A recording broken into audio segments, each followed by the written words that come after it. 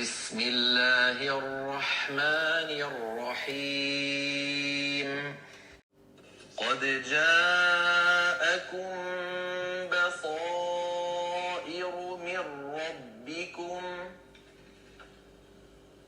فمن أبصر فلنفسه ومن عمي فعليها وما أنا عليكم بحفيظ وكذلك نصرف الآيات وليقولوا درست ولنبينه لقوم يعلمون اتبع ما أوحي إليك من ربك لا إله إلا هو وأعرض عن المشركين ولو شاء الله ما أشركوا وما جعلناك عليهم حفيظا وما أنت عليهم بوكيل ولا تسبوا الذين يدعون من دون الله فيسبوا الله عدوا بغير علم كذلك زينا لكل أمة عملهم ثم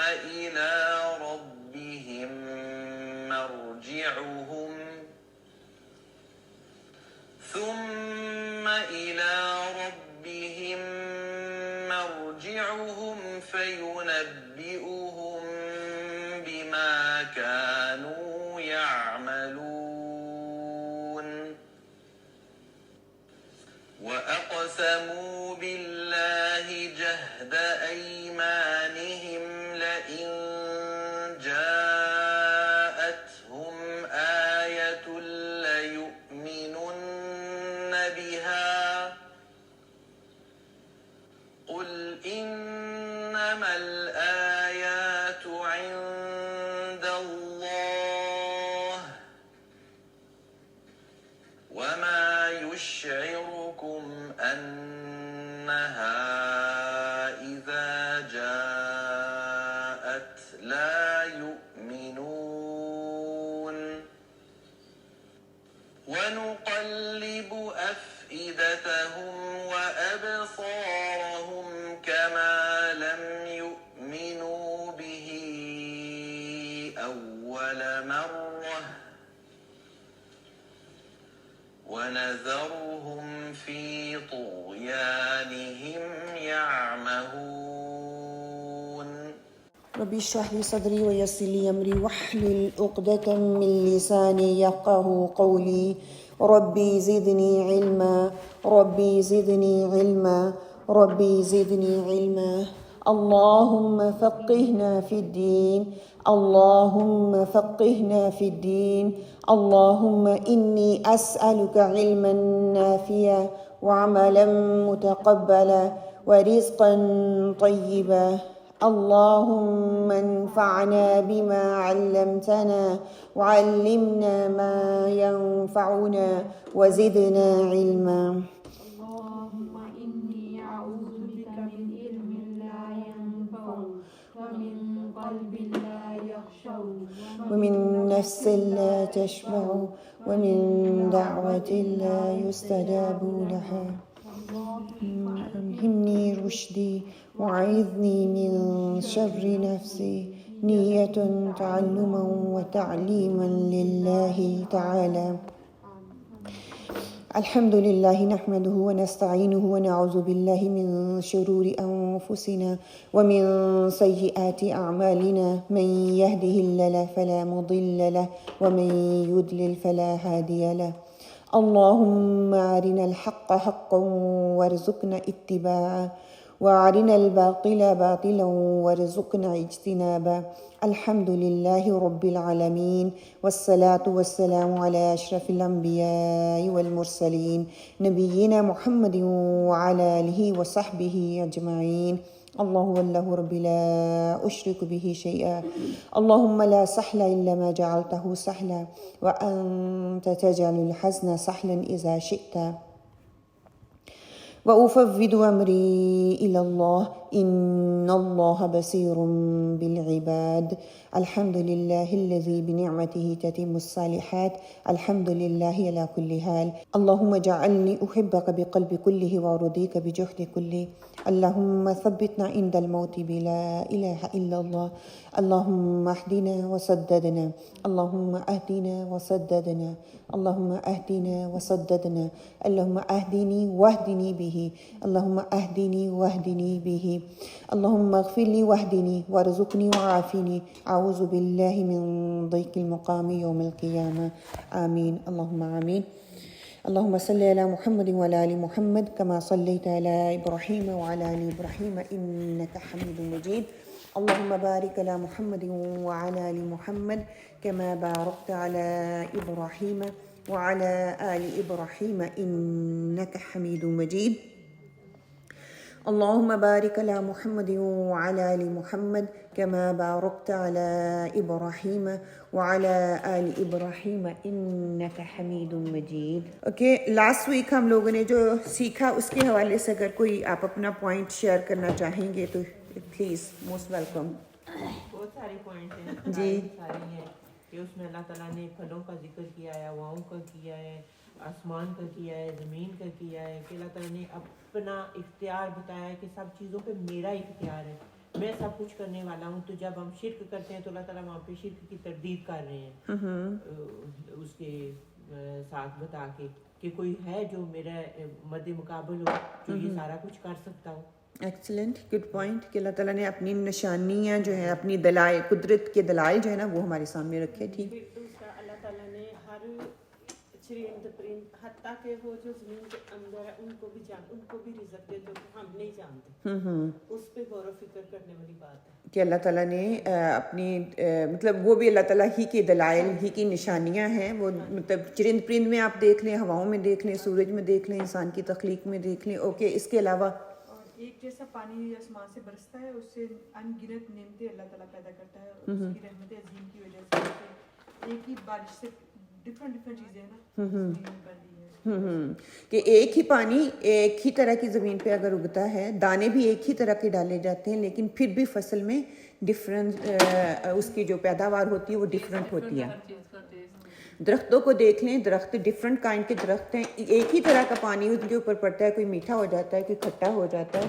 اور ایک ہی درخت کے پتوں کو کوئی کھاتا ہے تو وہ کوئی مینگنی کرتا ہے, اور ایک ہی کھاتا ہے اس میں مشک کی خوشبو آتی ہے. اور اللہ تعالیٰ نے کوئی نا کوئی بیٹے اور بیٹی نہیں نہ اس کی بیوی ہے, اللہ وحدہ لا شریک ہے. آج بھی ہم یہی ٹاپک پڑھیں گے.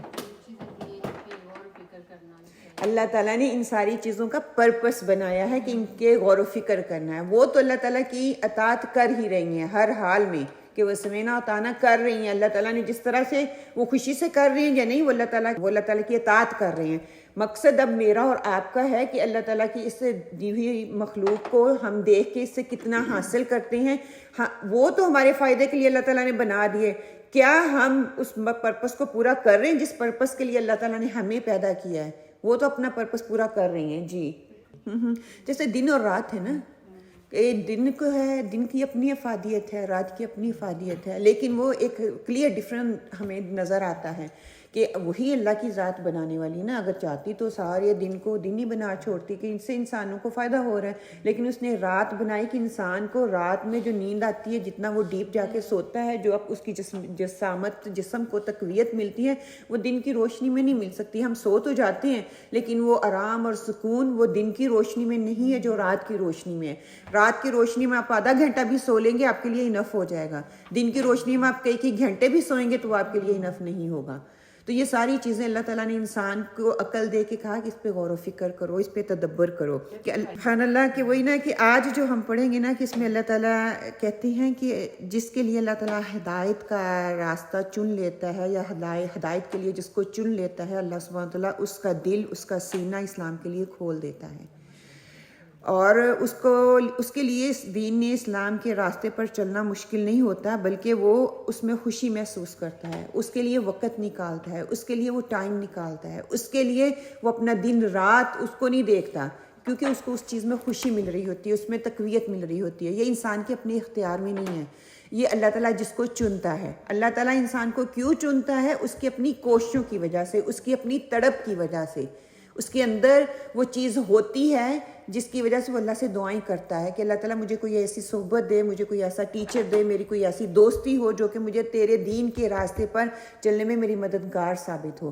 اگر میرا دوست ایسا ہوگا جو کہ مجھے صحیح راستے پہ نہیں لے کے جائے گا تو میری دعائیں جو ہیں وہ اثر نہیں کریں گی۔ آج انشاء ہم وہ یہی لفظ پڑھیں گے کہ جب اللہ کا کن ہوتا ہے اور انسان کی رضا ہوتی ہے تو اللہ تعالیٰ اس کام کو اس کے لیے آسان کر دیتے ہیں، اس کے لیے راستے کھول دیتے ہیں، اور انسان جو بھی کرے گا اسی کی بنیاد پر جب وہ نیکیاں کرتا ہے تو انسان کے درجے جو ہے وہ اوپر جاتے جاتے ہیں، وہ درجوں میں اوپر چڑھتا جاتا ہے۔ جب جیسے جیسے وہ اوپر جاتا ہے اسی وجہ سے اس کے درجوں کی بلندی کا انحصار اس کے اچھے کاموں کی وجہ سے ہوتا ہے۔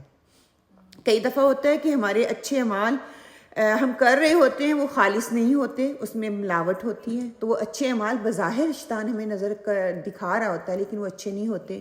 کچھ اعمال ہم کرتے ہیں اتنی خالص نیت کے ساتھ کرتے ہیں، ان کی بنیاد اتنی مضبوط ہوتی ہے، وہ اعمال صالح جو ہیں وہ صرف بنیاد پکی ہونے کی بنیاد پر ہی نہیں ہوتے بلکہ وہ یہاں پہ بھی قبول ہوتے ہیں تو اللہ تعالیٰ ہمیں اور موقع دیتے ہیں، اور آخرت میں بھی وہ اعلیٰ درجے جو ہیں وہ پا لیتے ہیں۔ اور اس کے ساتھ ساتھ کہ ساری زندگی جو ہے انسان، میں اور آپ، اگر ہم اپنے آپ کا جائزہ لیں، ہم کیا کرتے ہیں کہ دنیا میں رہتے ہوئے نا ہمیں بہت سے مسائل کا سامنا کرنا پڑتا ہے، ہمیں کوئی مشکل آتی ہے، کوئی پریشانی آتی ہے یا کوئی رکاوٹ آتی ہے نا، ہم فوراً سے دوسرے کو دوش دیتے ہیں، بلیم گیم کھیلتے ہیں کہ اس کی وجہ سے ایسا ہوا۔ کبھی بھی میں نے اپنے اندر اینالائز کر کے نہیں دیکھا کہ یہ میری وجہ سے تو نہیں، میں دوسروں کے لیے رکاوٹ بنی، لیکن میں دوسروں کو بلیم کرتی ہوں۔ آج ہم یہ پڑھیں گے جو دنیا میں جس کا یہ رویہ ہوگا نا، اس کی ہٹ درمی یہ ہوگی کہ اللہ کے سامنے بھی وہ کھڑا ہو کے یہی رویہ اختیار کرے گا کہ اس نے مجھے بتایا نہیں، اس نے مجھے سکھایا نہیں، اس نے میری کلاس نہیں کی، مجھے اچھا ٹیچر نہیں ملا، مجھے اچھے بچے نہیں مجھے اچھا ہسبینڈ نہیں ملا، مجھے اچھا ماحول نہیں ملا۔ وہاں پہ بھی یہی بلیم گیم کھیلے گا جو یہاں پہ ہم کھیلتے ہیں۔ میرے بچے اچھے نہیں ہیں، مجھے ٹائم نہیں ملا، میرا میاں اچھا نہیں ہے بیکاز میرے ماں باپ نے دیکھا ہی نہیں۔ حتیٰ کہ یہ تو اللہ کے فیصلے ہیں نا، اس میں ہمارا اختیار نہیں ہے۔ کچھ چیزیں ہم نے پڑھا تھا نا جب نے حدیث کی پہلی کلاس کی تھی کہ کچھ چیزیں ہمارے اختیار میں ہوتی ہیں، کچھ بغیر اختیار کے ہوتی ہیں، اور ہمیں اس کو ایسے ہی لینا ہوتا ہے۔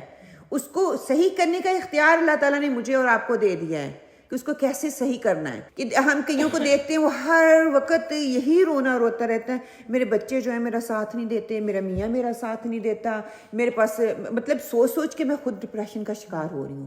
جب میں ڈپریشن کا شکار ہوتی ہوں تو مجھے سارے میرے ارد گرد والے اس میں نیگیٹیوٹی نظر آتی ہے۔ نیگیٹیوٹی اتنی، کل بھی ہم نے پڑھا نا، آپ صلی اللہ علیہ وسلم نے اینڈ تک پازیٹیوٹی دی، ہر چیز میں پازیٹیوٹی دیکھیں۔ آپ کو نیگیٹیو نظر آ رہا ہے تو اس میں بھی دیکھیں اس میں اچھا پہلو کیا ہے، اس سے کیا میں سیکھ سکتی ہوں۔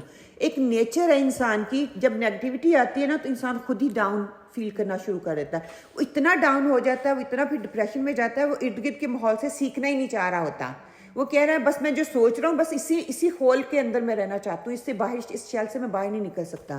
اور جب اس شیل سے باہر نکالنے کی کوشش کی جاتی ہے نا تو اس کو وہ چیز اچھی نہیں لگتی۔ ہم بھی کوئی ایک اپنی روٹین میں رہ رہے ہوتے ہیں نا، جب کوئی ہمیں نکالنے کی کوشش کرتا ہے تو ہمیں وہ چیز، وہ چینج، وہ تبدیلی اچھی نہیں لگتی۔ بے شک وہ میرے فائدے کے لیے ہے لیکن وہ مجھے اچھی نہیں لگے گی۔ مجھے ہوگا میں اس سے بھی کرتی ہوں، اس سے بھی کرتی ہوں، اس سے شاید میرے جو حالات جس سے میں گزر رہی ہوں اس کا حل مجھے مل جائے گا، لیکن کبھی نہیں ملے گا۔ قرآن کا اللہ تعالیٰ کہتے ہیں تمہاری تمام مشکلات کا حل، تمہارے دل کا سکون، تمہارے دل کا قرار میں نے قرآن میں رکھ دیا ہے، اور جو قرآن سے جڑے گا وہ اس سکون کو، اس تقویت کو قرآن کے ساتھ اور اللہ کے ساتھ اس ریلیشن کو محسوس کرے گا۔ جب وہ اس چیز کو محسوس کرے گا اس کے سارے حالات بہتر ہونا شروع ہو جائیں گے۔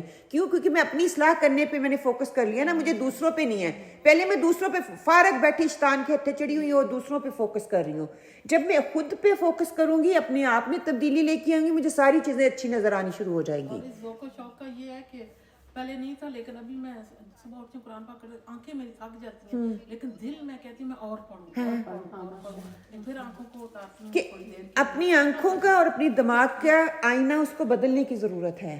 इंसान की खुद की सोच, और शैतान तो ऑलवेज है ही ना साथ, अल्लाह ताला मुसल्लत नहीं करते, ये इंसान की अपनी पहुंच और अपनी कोशिश है कि वो शैतान को या अपने नफ्स को अपने ऊपर हावी होने देते हैं। बार बार कुरान पाक ये कहता है ना कि इंसान के नफ्स जब उसके ऊपर हावी हो जाता है तो शैतान उसके ऊपर आके बैठ जाता है, और जब मैं उसको कंट्रोल में करती हूँ, मैं अपने नफ्स की नहीं सुनती, तो फिर क्या है कि मैं उस पर कंट्रोल करती हूँ, फिर मैं जो चाहती हूँ अल्लाह के बताए हुए अमल पे करना मेरे लिए आसान हो जाता है।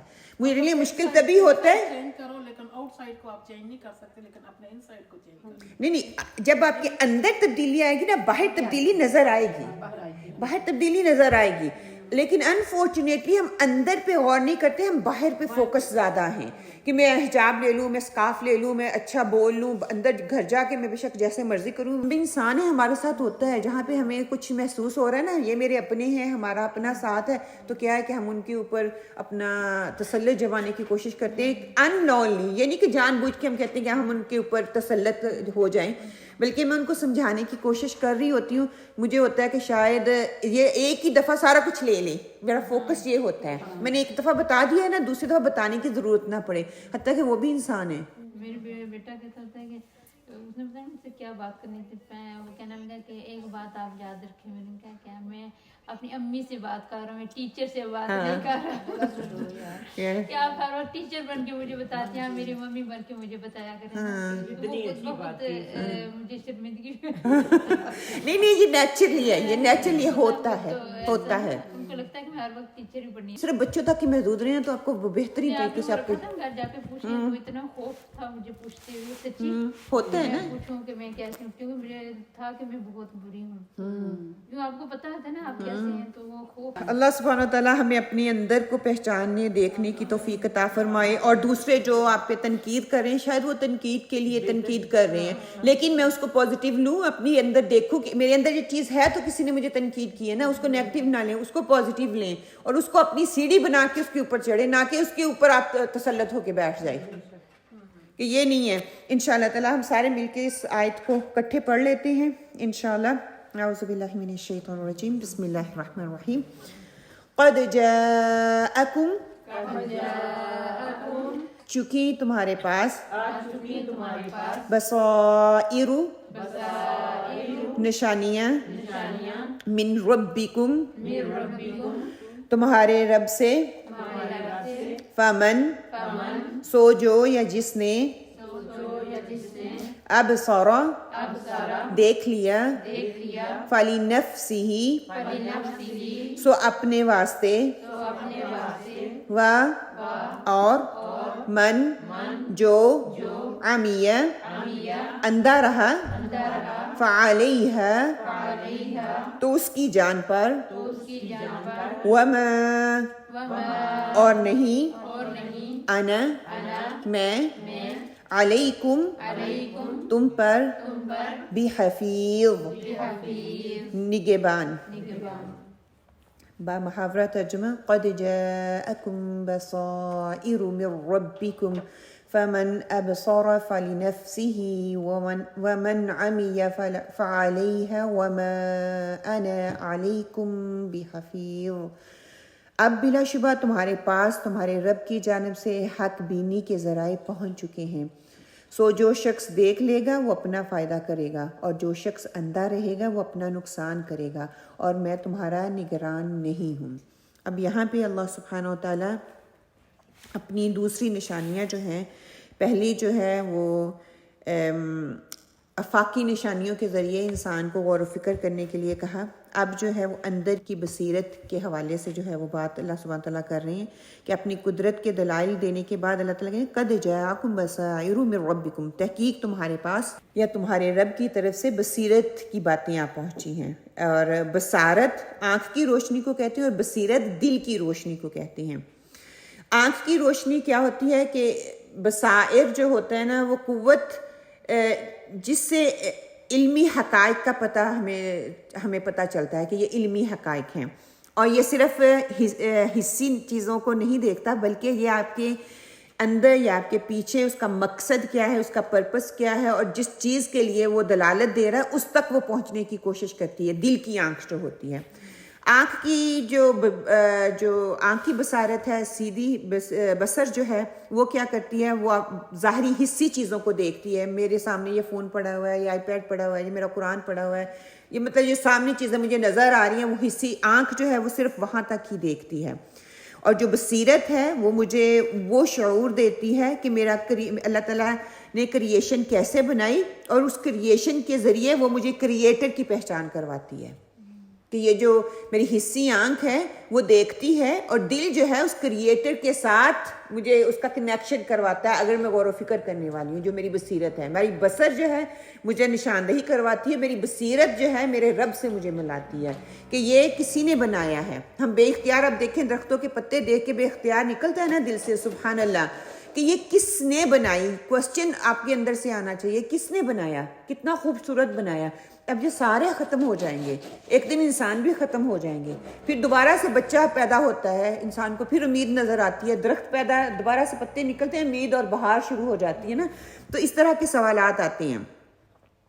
اور حصی چیز جب انسان دیکھتا ہے نا تو انسان کے اندر وہ صرف بصر کی حد تک رہتا ہے جب تک کہ اس کے اندر کی آنکھ نہیں کھلتی. اور یہاں پہ جو کہا جا رہا ہے نا کہ دل کی روشنی علم اور یقین انسان کے اندر پیدا کرتی ہے. جب کوئی شخص دل کی آنکھوں سے کوئی چیز پا لیتا ہے تو اسے بصیرت حاصل ہو جاتی ہے, اور جب وہ اوپر کی نظروں سے دیکھتا ہے تو وہ دل تک نہیں پہنچتی, تو وہ اس طرح ٹھکتی نہیں ہے انسان کے اندر, وہ چیز وہ اثر نہیں کرتی. اور یہاں پہ بصائر سے مراد وہی عقلی اور نقلی دلائل جو ہے اللہ تعالیٰ کا دینا مقصود ہے کہ اللہ تعالیٰ نے انسان کو عقل دی, عقل کے ساتھ ساتھ اللہ تعالیٰ نے انسان کو کہا کہ بصیرت بھی پیدا کر اپنے اندر. صرف بصر کی نظر سے نہ دیکھ بلکہ بصیرت پیدا کر, جس سے وہ سمجھ جائے کہ اللہ تعالیٰ واقعی وحدہ لا شریک ہے, اکیلا ہے, اور اکیلے نے ہی یہ ساری دنیا جو ہے وہ پیدا کی. اور ساتھ ہی اللہ تعالیٰ نے فرما دیا فمن ابصر, اور جس نے اس واضح دلائل کو دل کی آنکھوں سے دیکھ لیا فلی نفسہ, پس یہ اس کی اپنی بہتری کے لیے ہے کہ جو شخص اللہ تعالیٰ کی وحدانیت کو تسلیم کر لیتا ہے اس کا فائدہ اسی کی ذات کو پہنچے گا, دوسرے کو نہیں پہنچنے والا. ایسا شخص اللہ تعالیٰ کی قربت کا جو ہے مستحق ہو جاتا ہے. کیسے وہ قربت اللہ تعالیٰ کی پالے گا؟ کہ جب وہ اللہ تعالیٰ کی نشانیاں دیکھتا ہے تو پھر اللہ کی طرف زیادہ ہو جاتا ہے, اس کا یقین پختہ اور ہوتا ہے, اس کا یقین پختہ ہوتا ہے, اس کا ایمان زیادہ پختہ ہوتا ہے, وہ نیکیوں کی طرف بڑھنا شروع ہو جاتا ہے, وہ دوسروں کی خیرخواہی کرنا شروع ہو جاتا ہے, دوسروں پہ احسان کرنا شروع ہو جاتا ہے کہ اس رب نے مجھے اتنی چیزیں دی ہوئی ہیں, حریص ہو جاتا ہے وہ نیکیوں کے لیے حریص ہو جاتا ہے, بے نیاز ہو کے وہ دوسروں کا فائدہ دینا شروع کرتا ہے کہ اللہ تعالیٰ نے اتنی مخلوق اس کے فائدے کے لیے رکھ دی ہے, تو کیا ہے کہ اگر وہ انسان, ایک انسان دوسروں کے لیے فائدہ مند ہو. اور ساتھ ہی اللہ تعالیٰ نے فرما دیا ومن عامیہ, جو اندھا بنا رہا, نہ عقلی دلیل پر اس نے غور کیا اور نہ ہی نقلی دلیل پر, اس نے ہر طرف سے آنکھیں بند کر لی. جو شخص دل اور دماغ کو بروئے کار نہیں لاتا, اللہ کی وحدانیت کو وہ کیسے پا سکتا ہے؟ کہ جس نے نہ دل کا اختیار کیا, نہ جس نے آنکھ کو دیکھا, نہ جس نے دل کی بصیرت کو دیکھا, نہ جس نے باہر کے حقائق کو دیکھا, تو وہ انسان کیسے اللہ تعالیٰ کی وحدانیت کو پہچان سکتا ہے؟ وہ اس کی آنکھیں, ہم نارملی کہتے ہیں نا آنکھیں اندھی ہیں, آنکھیں دیکھ رہی ہیں لیکن اس کا دل اندھا ہے. یہاں پہ کہہ رہا ہے کہ دل کے اوپر کھڑکی لگی ہوئی ہے, دل کی کھڑکی کو کھولنے کی ضرورت ہے. کہ جب ہم قرآن سے نہیں جڑے ہوئے تھے تو ہم بھی ویسے ہی تھے جیسے باقی لوگ ہیں, تو یہ سامنے ایک نا واضح ایک فرق محسوس ہوتا ہے. کیا فرق ہے ان میں اور ہم میں؟ اور یہ فرق بھی تبھی محسوس ہوگا جب ہم جڑیں گے. جب ہم جڑتے نہیں, ہم اس فرق کو محسوس نہیں کرتے. You can see the difference. جو بندہ قرآن کے ساتھ جس کا تعلق ہے, آپ اس کی اصلاح کرتے ہیں, وہ ٹیک کر لیتا ہے, آپ سے لے لیتا ہے. جس کی قرآن کے ساتھ اصلاح نہیں ہے, قرآن کے ساتھ تعلق نہیں ہے نا, وہ سمجھتا ہے یہ پتہ نہیں کہاں سے اٹھ کے آ گئے ہیں, ہمیں بتانے لگے. آپ اپنی جو تنقید ہے یا اپنی ہدایت ہے اپنے پاس ہی رکھیں, ہمیں اس کی ضرورت نہیں. ہم جو کر رہے ہیں وہ بہت اچھا کر رہے ہیں. وہ اپنا آئینہ دیکھنا ہی نہیں چاہتے, اس کی طرف آنا ہی نہیں چاہتے. وہ خود سے کہتے ہیں ہمیں سارا کچھ پتا ہے. جب ہم انہیں کچھ کہتے ہیں نا کہ یہ بات ایسی ہے, تو وہ کہتے ہیں کہ ہمیں سارا کچھ پتا ہے. دیکھیں ایک وقت تھا ہم بھی یہی کہتے تھے نا, ہمیں سارا کچھ پتا ہے, اور اب لگ رہا ہے کہ ہمیں کچھ بھی نہیں پتا, ہمیں کچھ بھی نہیں پتا, ہمیں اور لرن کرنے کی ضرورت ہے. اللہ سبحانہ وتعالیٰ سورۃ حج میں فرماتے ہیں فَإِنَّهَا تَعْمَى الْأَبْصَارُ وَلَكِنْ تَعْمَى الْقُلُوبُ الَّتِي فِي الصُّدُورِ. دراصل بات یہ ہے کہ یہ ظاہری آنکھیں اندھی نہیں ہوتی بلکہ سینوں میں رکھے ہوئے دل اندھے ہوتے ہیں, اور عام طور پر علم, ایمان اور نیکی کے بارے میں دل اندھے ہی ہوتے ہیں. اور جب دل اندھے ہو جائیں تو بصیرت کیسے آ سکتی ہے؟ پھر وہ اس کے دلوں کے اوپر جو پردے پڑے ہوئے وہ کبھی بھی کھلیں گے نہیں. اور بصیرت تو غور و فکر، طلب اور جذبے کے نتیجے میں پیدا ہوتی ہے، مگر جس شخص نے ان چیزوں کی طرف آنکھیں بند کر رکھی ہیں، وہ دیکھنا ہی نہیں چاہتا، وہ حقیقت کو پہچاننا ہی نہیں چاہتا، تو وہ کیسے اس کے اندر وہ روشنی نہیں جائے گی؟ میں اپنے آپ کو اپنے کمرے کے اندر ہی بند رکھوں گی، اپنے شیل کے اندر ہی بند رکھوں گی، سورج کی روشنی مجھ تک پہنچے گی؟ کبھی بھی نہیں پہنچے گی. وہ باہر دوسرے اس سے فائدہ اٹھائیں گے، میں نہیں اٹھا سکوں گی. پہنچ بھی رہی ہے، میں آنکھیں بند کر لوں تو یہی بات ہے نا کہ قرآن ہمارے سامنے ہے، تو ہم جلدی سے روشنی نہیں لیں گے. ہم پڑھتے بھی ہیں، آنکھیں بند کر کے پڑھتے ہیں، دل کی آنکھیں بھی بند ہوتی ہیں، ظاہری آنکھیں بھی بند ہوتی ہیں، لیکن زبان اس کو پڑھ رہی ہوتی ہے. پتہ ہی نہیں کیا اللہ تعالیٰ کی ذات بات کیا کر رہی ہے، کیا رہی ہے، مجھ سے مخاطب کیا کر رہی ہے اللہ تک کی ذات. ہم اس پہ غور و فکر ہی نہیں کرتے. اور ساتھ ہی کہہ دیا فعلیہا، تو اس کا وبال اس کی اپنی ہی ذات پر پڑے گا، کسی دوسرے شخص کو اس سے کوئی فائدہ نہیں ہونے والا. ایسا شخص ایمان، نیکی اور بالآخر نجات کہ آخرت کی نجات جو ہے نا اس سے محروم ہو جائے گا. کیوں؟ کیونکہ وہ اپنے دل کی آنکھیں کھولنا ہی نہیں چاہتا، سننا ہی نہیں چاہتا، تو وہ اچھی چیزوں کو لے گا ہی نہیں. جب اچھی چیزوں کو نہیں لے گا وہ اپنا ہی نقصان کر رہا ہے، دنیا میں بھی نقصان اٹھائے گا اور آخرت میں بھی نقصان اٹھائے گا. اور اگر وہ اس چیز کو لے لیتا ہے تو دنیا میں بھی اس کا فائدہ اور آخرت میں بھی اس کا فائدہ ہے. اللہ تعالیٰ نے نیکی اور بدی کا قانون اس طرح سمجھایا، لہا ما کسبت وعلیہا ما اکتسبت، سورہ بقرہ میں پڑھ چکے ہیں کہ اگر انسان اچھے کام کرے گا تو اس کا فائدہ اسی کو پہنچے گا، اور برے کرے گا تو اس کا نقصان بھی اسی کو پہنچے گا. اور ہر برے کام کا وبال برائی کرنے والے پر ہوگا، نہ کہ دوسرے شخص پر. اس سے یہ ہوتا ہے میں اچھا کام کروں گی اس کا اثر میری نسلوں تک جائے گا، میں برا کام کروں گی اس کا اثر میری نسلوں تک جائے گا. ہم خیرخواہ ہوتے ہیں نا اپنی نسلوں کے کہ بچے میرے سنتے نہیں ہیں، میں نماز خود پڑھ نہیں رہی اور بچوں کو کہہ رہی 5 وقت کی نماز پڑھو. یہ مجھے خود اینالائز کر، میں خود ٹائم پہ نہیں پڑھتی، پڑھ لیتی ہوں ٹائم پہ نہیں پڑھ رہی، اور اذان سنتی ہوں تو بچوں پہ حال کرنا شروع کر دیتی ہوں کہ اٹھو نماز پڑھو، اٹھو نماز پڑھو. کہتے خود تو پڑھ لو، پھر ہمیں کہہ دینا. میں خود مسلے پہ کھڑی ہوں اور ان کو بولوں آؤ آپ بھی آ کے میرے ساتھ کھڑے ہو نماز پڑھیں، تو پھر تو میک سینس، ان کو آپ موقع نہیں دے رہے. آپ صلی اللہ علیہ وسلم نے فرمایا کہ حضور پاک صلی اللہ علیہ وسلم نے ارشاد فرمایا منافق آدمی میں 2 چیزیں نایاب ہوتی ہیں، ایک حسن خلق اور دوسرا تفقہ فی الدین. جسے شخص کے اخلاق اچھے نہیں وہ بھی منافق ہے، اور جس درجے کی سمجھ بوجھ نہیں وہ بھی منافق ہے، جس میں دین کی سمجھ بوجھ نہیں ہے وہ بھی انسان منافق ہے. ہم اپنے آپ کو کہتے ہیں ہمیں سارا کچھ ہی پتہ ہے، تو ہم تو منافق نہیں ہیں، ہم تو سارا کچھ ہی کرتے ہیں. میں تو جس کی بات ہوتی نا اسی کے منہ پہ کہہ دیتی ہوں، میں بڑی دل کی سچی ہوں. یہ نہیں دیکھتی کہ یہ اخلاق کے کس کرائٹیریا میں آتی ہے، کہنی چاہیے تھی یا نہیں کہنی چاہیے تھی، میری جو وائس ہے نا اس کا ٹون کیا تھی، جس سے میں کہہ رہی ہوں مجھ سے عمر میں بڑا ہے یا چھوٹا ہے، میرا طریقہ کار کیا ہے. لیکن نہیں. اور پھر دوسری دین کی سمجھ نہیں وہ بھی منافق ہے.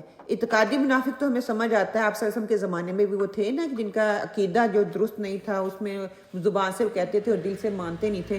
لیکن یہ جو دین کی سمجھ بوجھ اور اخلاق کے حوالے سے ہم اس میں بہت پیچھے ہیں، ہم اس کو پہچاننا ہی نہیں چاہتے، دیکھنا ہی نہیں چاہتے. آپ صلی اللہ علیہ وسلم نے فرمایا جس شخص سے اللہ تعالیٰ بھلائی کا ارادہ رکھتا ہے اس کو دین کی سمجھ عطا کر دیتا ہے. ایسا شخص کو توحید، کفر، شرک، بدعت اور معصیت کی پہچان ہوتی ہے، اور دین کی باتوں کو اچھی طرح وہ سمجھنے لگتا ہے. اللہم تجعل منہم. اور فرمایا جو اندھا بنا رہا اس کا وبال تو خود اس کے اوپر ہی پڑے گا، کسی دوسرے کو اس کا کوئی نقصان نہیں ہونے والا. آپ صلی اللہ علیہ وسلم کو بتا دیا گیا تھا کہ لوگوں کو بتا دو اللہ کی کھلی نشانیاں ہر طرف موجود ہیں جس سے تم اپنے رب کی پہچان کر سکتے ہو. اگر پھر بھی اندھے بننا چاہتے ہو تو بنے رہو، یہ تمہاری اپنی چوائس ہے. اس کا ذمہ دار کوئی نبی یا کوئی پیغمبر نہیں ہے، یا کوئی تعلیم دینے والا نہیں ہے، یا کوئی جو کہ تمہاری اصلاح کرنے والا ہے، اس کے ذمہ کچھ نہیں. اس نے اپنا کام پورا کر دیا، اس کو پتہ تھا، اس نے تمہیں بتا دیا. اور یہی رول جو ہے نا، میں کہتی ہوں جب ہم بچوں کو بتاتے ہیں نا ہم زیادہ ہی حریص ہو جاتے ہیں ان کے لیے. کیا آپ صلی اللہ علیہ وسلم سے زیادہ حریص کوئی تھا دنیا میں؟ کوئی بھی نہیں تھا. ہم چاہتے ہیں کہ ہمارے بچے اچھا کام کریں تو اس کے لیے ہمیں ایک لمٹ رکھنی چاہیے. جب وہ 13, 15 سال کے ہو گئے ہیں تو لیو دا گیپ ان بٹوین. ایک دفعہ کہہ دیا ان کا فرض ادا ہو گیا، اور ان کے لیے کلیئر کر دیں میرا کام تھا بتانا، اب کرنا یا نہ کرنا اٹس یور چوائس. بار بار جب ہم کرتے ہیں نا بندہ ضد میں آ جاتا ہے.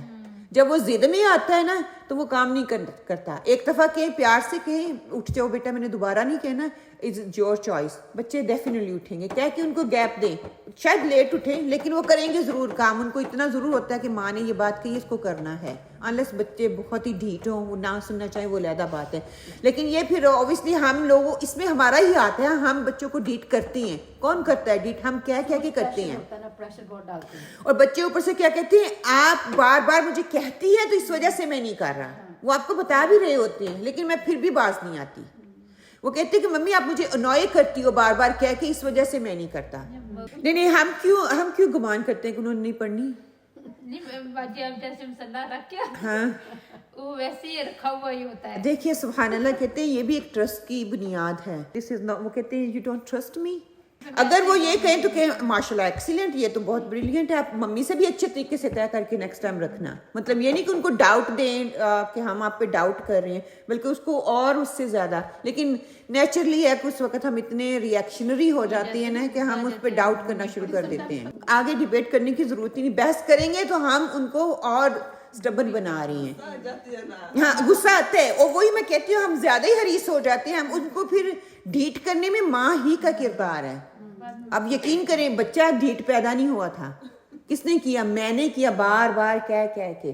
اور یہ بھی دیکھیں جو ماں باپ بچوں کو اتنا کہتے نہیں نا, ان کے بچے فوراً ان کی بات مان لیتے. وہ صحیح ہے یا غلط ہے وہ علیحدہ بات ہے, لیکن وہ فوراً مان لیں گے. تو پھر آگے اللہ سبحانہ وتعالیٰ فرماتے ہیں وَمَا أَنَا عَلَيْكُمْ بِحَفِيظ, کہ میں تم پر کوئی نگہبان نہیں ہوں. مجھے اللہ نے مبلغ بنا کر بھیجا اور حکم دے دیا بلغ ما انزل الیک من ربک. سورہ المائدہ میں آتا ہے نا, جو کچھ آپ کے رب کی طرف سے نازل کیا گیا ہے اسے آگے پہنچا دینا میرا کام تھا, میں نے وہ کام کر دیا. لوگوں نے زبردستی منوانا میرا کام نہیں ہے. کل بھی ہم نے پڑھا کہ دین میں زبردستی نہیں ہے.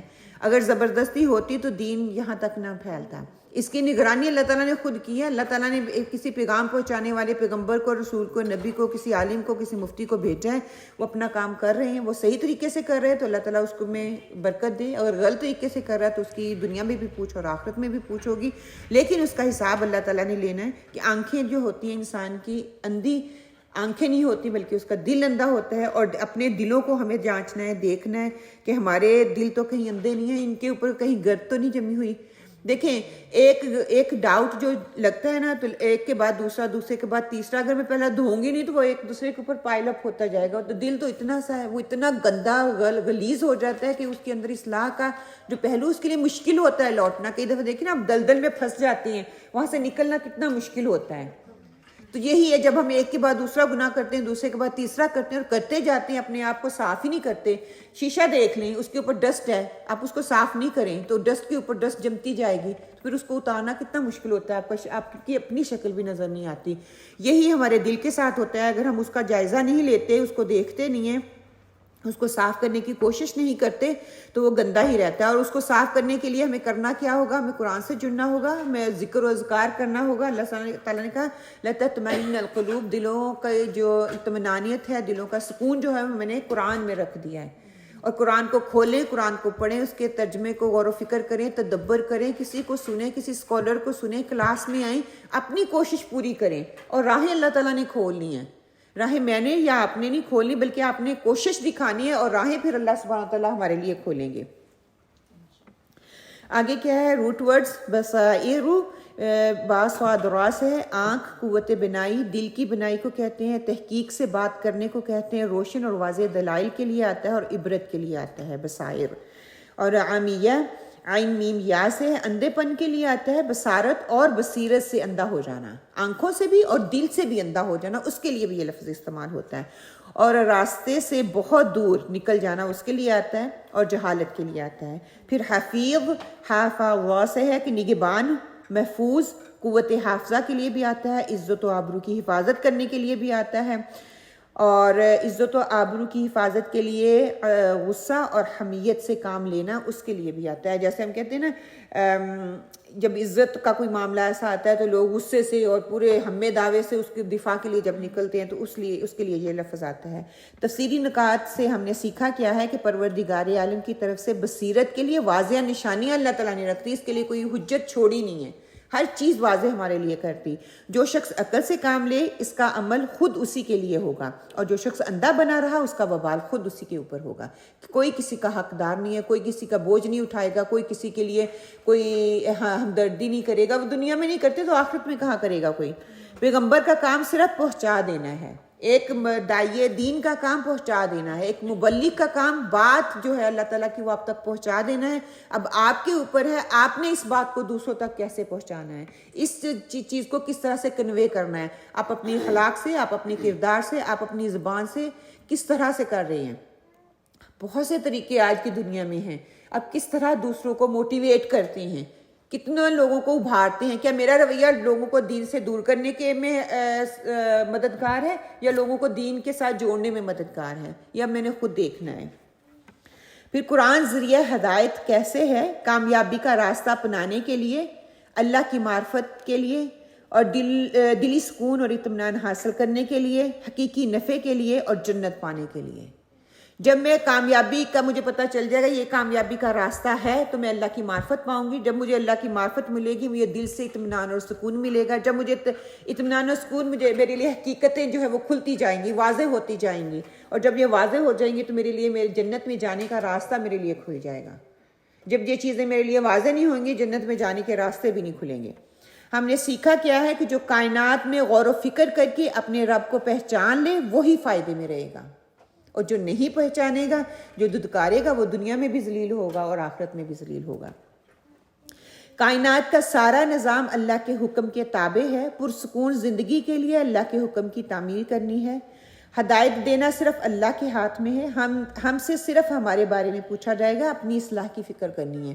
میں نے دوسروں کی اصلاح نہیں کرنی بلکہ میں نے اپنی اصلاح کرنی ہے. اپنے دل کی آنکھوں کو کھولنا ہے، دل کے پردوں کو اتارنا ہے جو ایک کے بعد ایک کے بعد نہیں ہزاروں کی تعداد میں جمے ہوئے ہیں. ایک ایک پردہ ہم نکالتے جائیں گے نا تو انشاءاللہ ایک دن ہمارا دل بھی صاف ہو جائے گا. بالکل اسی طرح گندا پانی جب گلاس میں ہوتا ہے نا اس میں صاف پانی ڈالتے ہیں، قطرہ قطرہ ڈالتے ہیں، ایک دن وہ پانی صاف ہو جائے گا، گندا پانی سارا نکل آئے گا. تو ویسے ایک ایک چیز ہم قرآن کی ہر کلاس میں آئیں اور ایک ایک چیز لیتے جائیں گے نا تو ہمارا دل انشاءاللہ تعالیٰ صاف ہوتا جائے گا. آیت نمبر 105 کیا ہے کہ ان لوگوں کے لیے جو جاننا چاہیں اس قرآن کو ہر لحاظ سے واضح کر دیا گیا کہ جو جاننا چاہتا ہے اس کو اللہ تعالیٰ نے انسانوں کے لیے واضح کر دیا ہے. سب مل کے ہم اس کو پڑھ لیتے ہیں ایک دفعہ پلیز. وَكَذَلِكَ، اور اسی طرح، نصرف، ہم پھیر پھیر کر بیان کرتے ہیں، الآیات، آیتیں، وَلِيَقُولُوا، تاکہ وہ کہیں، درست، تو نے پڑھا ہے، وَلِنُبَيِّنَهُ، اور تاکہ ہم واضح کر دیں، لِقَوْمٍ يَعْلَمُونَ، جاننے والوں کے لیے. بامحاورہ ترجمہ. وَكَذَلِكَ نُصَرِّفُ الْآيَاتِ وَلِيَقُولُوا دَرَسْتَ وَلِنُبَيِّنَهُ لِقَوْمٍ يَعْلَمُونَ، اور ہم اس طرح اس طور پر دلائل کو مختلف پہلوؤں سے بیان کرتے ہیں تاکہ یوں کہیں کہ آپ نے کسی سے پڑھ لیا ہے، اور تاکہ ہم اس کو دانشمندوں کے لیے خوب ظاہر کر دیں. اب یہاں پہ جو ہے ان کا جو کلیم تھا ان پہ اتمام حجت کی جا رہی ہے، بتایا جا رہا ہے وَكَذَلِكَ نُصَرِّفُ الْآيَاتِ، اسی طرح ہم اپنے دلائل پھیر پھیر کر بیان کرتے ہیں کہ اللہ تعالیٰ کبھی عقلی دلائل دیتے ہیں اور کبھی نقلی دلائل دیتے ہیں کہ اپنی عقل کو کھولو، دیکھو. کبھی پرانی قوموں کے واقعات بتاتے ہیں، کبھی آنے والے واقعات کو بتاتے ہیں، کبھی موجودہ قوموں کے واقعات بتا کے، کبھی نیک لوگوں کے واقعات بتا کے کہ انسان اپنی آنکھیں کھولو اور ان واقعات سے عبرت حاصل کرو. وَلِيَقُولُوا، یہاں پہ صَرَفَ جو لفظ استعمال ہوا ہے نا، صرف ہوتا ہے کہ کسی چیز کو ایک حال سے دوسرے حال منتقل کر دینا، ایک چیز کو دوسری حالت میں اس کو کر دینا. وَلِيَقُولُوا دَرَسْتَ، کہ لوگ یہ کہنے پر مجبور ہو جاتے ہیں کہ اے پیغمبر یہ باتیں آپ نے کس سے پڑھی ہیں. ان کا وہ یہ کہتے تھے نا کہ آپ صلی اللہ علیہ وسلم کسی سے کوئی آپ کو سکھاتا ہے تو پھر آپ ہمارے سامنے بیان کر دیتے ہیں. حتیٰ یہ تو کھلی دلیل ہے کہ آپ صلی اللہ علیہ وسلم جو تھے وہ امی تھے، وہ پڑھے لکھے نہیں تھے. بالکل نہ وہ کسی اسکول میں گیا نہ کسی یونیورسٹی میں گیا نہ کسی نے نہیں. اللہ ڈائریکٹلی جبرائیل علیہ السلام میسج لے کے آتے تھے اور ڈائریکٹلی آپ صلی اللہ علیہ وسلم کو سکھاتے تھے. تو ایک یہ کھلی دلیل ہے. یہاں پہ دارستہ کا لفظ جو استعمال ہوا ہے نا کہ درس کیا ہوتا ہے کہ کسی چیز کو سکھانا پڑھانا, کسی چیز کو دوسروں تک پہنچانا, پڑھنا پڑھانا, اس کو درس کہتے ہیں. کہ اہل عرب قرآن میں اللہ کے کلام میں سارے دلائل ان کو یاد تھے, ان کو پتہ تھا, خود وہ کلام کو سمجھ رہے تھے, خود عربی زبان کو بھی وہ سمجھ رہے تھے. اس کے باوجود کہتے ہیں کہ تم کسی سے سیکھ کر آئے ہو. حتیٰ کہ ان کو پتہ تھا یہ جو کلام بات کر رہے ہیں نا یہ کسی امی کا کلام نہیں ہے, کوئی ایسے اٹھ کے کوئی انسان اس طرح کا کلام بیان نہیں کر سکتا. تو اسی لیے ان کو ڈاؤٹ تھا کسی سے سیکھ کے آتے ہیں تو ہمیں بتاتی ہیں. تو اب وہاں پہ ان کی یہ حجت جو تھی اس کا اتمام کیا جا رہا ہے کہ نہیں یہ اللہ کا کلام ہے, اللہ کی طرف سے آیا ہے. وَلِنُبَيِّنَهُ لِقَوْمٍ يَعْلَمُونَ, تاکہ ہم واضح کر دیں اس کو ان لوگوں کے لیے جو جانتے ہیں, جو عقلی اور نقلی دلائل دیکھ کر ایمان لے آتے ہیں, ان کو تقویت حاصل ہو. ایمان کے لیے اس میں دلائل ہیں, وہ بار بار اللہ تعالیٰ اس لیے تو یہ بیان کر رہے ہیں کہ ساتھ ہی اللہ تعالیٰ نے بتا دیا کہ نبی اور پیغمبر جو ہوتے ہیں وہ یہاں پہ نا دو قسم کے لوگوں کا رویہ بتا دیا. جو بدبخت ہوتے ہیں وہ قرآن سے سیکھتے نہیں ہیں, قرآن سے دور بھاگتے ہیں, قرآن کی تعلیمات کو سیکھنا نہیں چاہتے, لینا نہیں چاہتے, وہ اپنے اوپر اس کو برڈن سمجھتے ہیں. اور دوسرے جو ہوتے ہیں وہ سعادت مند ہوتے ہیں, وہ اس کو قرآن کی ہر بات کو لینا چاہتے ہیں, اس پہ عمل کرنا چاہتے ہیں. اللہ تعالیٰ پھر ویسے ہی ان کے لیے جو ہے راہیں کھول دیتے ہیں. وہ جو لوگ تھے وہ اس کے اوپر دلیلیں نکال رہے تھے, اس میں نین میخ نکال رہے تھے کہ یہ جو ایک کلام ہے یہ اللہ کا کلام نہیں ہے, آپ نے خود گھڑ لیا, ہم اس کو ماننا نہیں چاہتے. اگر ماننا نہیں چاہیں گے تو ان کے دلوں کی درستگی تو نہیں نہ ہوگی. جو لینا چاہے گا تو وہ خود ہی پھر خیر لے لے گا دنیا میں بھی اور آخرت میں بھی, اور جو نہیں لینا چاہتے پھر وہ بدبخت بن جاتے ہیں, اس سے منہ موڑتے ہیں, وہ تکبر کرتے ہیں, وہ اس پہ طرح طرح کی باتیں کرتے ہیں. جیسے آج ہم بھی کسی کو کوئی میسج دینا تو وہ کیا کہتے ہیں, ہاں مجھے پتہ ہے, اس نے تو مجھے ایسے بتایا, وہ لوگ تو ایسے کرتی ہیں, آپ لوگوں نے تو قرآن کا ترجمہ ہی چینج کر لیا, آپ لوگ تو ڈفرینٹ فرقے سے تعلق رکھتے ہیں, ڈفرینٹ مسجد سے تعلق رکھتے ہیں, ہم اس مسجد میں نہیں جائیں گے. یا پھر یہ بھی ہوتا ہے کہ ہمیں کوئی نئی نئی بات پتہ چلتی ہے نا, ہمیں اس کو ڈیل کرنے کا طریقہ نہیں آتا, تو ہم اپنے ہی گھر میں اس کو نا اپنے لیے وبال کا ذریعہ بنا لیتے ہیں. کیونکہ غلط وقت میں غلط بات کر کے نا غلط طریقے سے اس کو اپنی جان کا وبال بنا لیتے ہیں. وہ دیکھیں وہ لینا نہیں چاہ رہے ہوتے, وہ جو ان کی عادات ہے نا وہ ویسے ہی رہنا چاہ رہے ہوتے ہیں. اور ہمیں یہاں سے پتہ چلتا ہے فوراً جا کے ہم کہتے ہیں قرآن میں ایسے ایسے ایسے نہیں, پہلے میں اپنے عمل کو بدل لوں, میرے عمل کو وہ دیکھیں گے بدلا ہوا ہے تو وہ خود ہی ان کے لیے کرنا آسان ہو جائے گا. میرا عمل تو ویسے کا ویسے ہی ہے, جیسے میں نے پڑھ لیا, اب فار ایگزامپل سالوں سال سے کوئی سود لے کے کھا رہا ہے اور میں جاؤں بھی, میں قرآن میں پڑھ رہی ہوں سود حرام ہے, وہ آپ کی بات مان لیں گے؟ نہیں مانیں گے. آپ کو بار بار اس چیز کی دھلائی کرنی پڑے گی, موقع محل دیکھ کے. انڈائریکٹلی بات ڈائریکٹلی کبھی بھی نہ کریں. کوئی شراب پی رہا ہے یا بیچ رہا ہے, سیدھے جا کوئی شراب آج سے نہیں بیچنی, کیا اتنا ہی آسان کام ہے؟ اتنا آسان نہیں ہے. جب دیکھتے تھے کہ لوگ عمل نہیں کر رہے ہیں تو آپ نے کبھی بھی نام لے کر نکالا, وہ ایسے کہتے لوگ ایسا کیوں کر رہے ہیں, کہ دوسروں کی طرف اشارہ کر کے اس بندے کو نہ محسوس کروایا جائے کہ یہ بات اس کی طرف اشارہ کر کے ہو رہی ہے, اور ہم ڈائریکٹلی کہہ دیتے آپ نہیں باز آئیں گے, آپ نے تو آنا ہی نہیں, آپ نے تو سدھرنا ہی نہیں ہے. ہم کون ہوتے ہیں کسی کو بھی کہنے والے؟ ہم انسان کو کوئی برا کہنا شروع کر دیتے ہیں, انسان سے دور ہونا شروع ہو جاتے ہیں. حتیٰ کہ اس کی برائی سے نفرت کرنی چاہیے, اس سے کراہت کرنی چاہیے, انسان سے نہیں. وہی نا, جب ایک ماں کی اصلاح ہوتی ہے پورے خاندان کی اصلاح ہے, اور ایک ماں کا بگاڑ پورے خاندان کا بگاڑ ہے. نمبر 105 سے روٹ ورڈ نصرف سواد رافا سے ہے کہ ایک حالت سے دوسری حالت میں پھیر دینا, کسی چیز میں بدل دینا, آیات کو لٹا کر بیان کرنا ہے, ایر پھیر کرنا یا پرکھنے کے لیے آتا ہے. درستہ درس سے ہے نشان کا باقی رہنا, علم کو حفظ کر کے اس کا اثر لینا, کہ صرف حفظ نہیں کرنا بلکہ اس کا اثر بھی لینا, اور مسلسل پڑھتے رہنے کے لیے بھی آتا ہے, اور حائزہ ہونا اس کے لیے بھی آتا ہے, اور خارش کے اثرات کے لیے بھی آتا ہے. نبینہ با یا نون سے ہے, بین وسط کے لیے آتا ہے, درمیان میں ہم کہتے ہیں نا بین درمیانی راستہ, دو چیزوں کا درمیان کسی چیز کا الگ ہونا یہ ظاہر ہونے کے لیے آتا ہے, رشتے یا تعلق کے لیے آتا ہے, ہدایت کا راستہ واضح ہونے کے لیے بھی یہ لفظ استعمال ہوتا ہے. تفسیری نکات سے ہم نے کیا سیکھا؟ اللہ تعالیٰ اپنی آیات کو مختلف اسلوب سے بیان کرتے ہیں.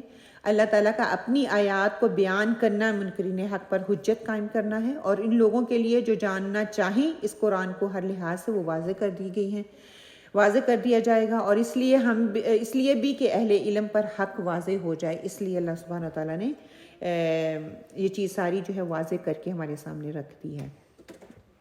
قرآن میں احکامات کا بار بار آنے کا مقصد کیا ہے؟